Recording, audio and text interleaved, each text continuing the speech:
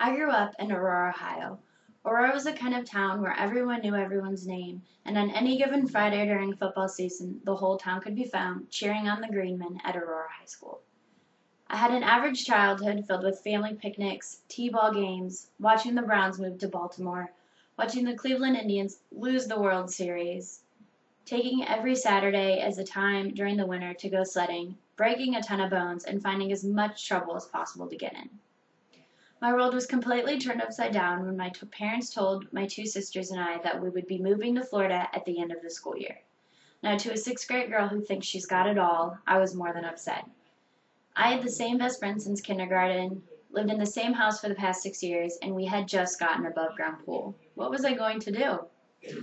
Before I knew it, the school year was over, and I was saying goodbye to my friends, packing up my things, and following the U-Haul truck down to the Sunshine State. When we finally arrived in Florida, I started to get excited about the move.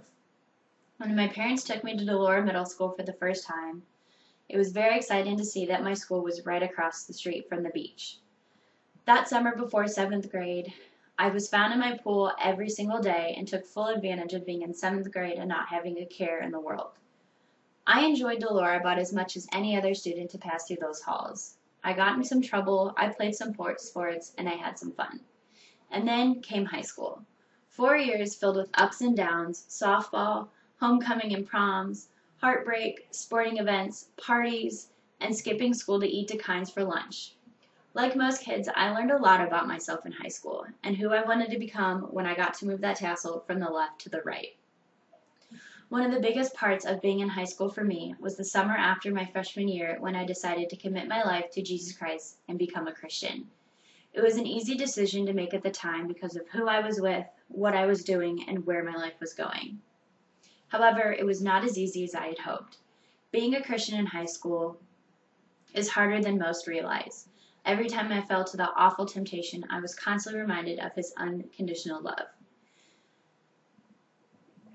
Throughout the next 3 years of high school, I attended Sunday church on Sunday mornings regularly, participated in youth group every Thursday night.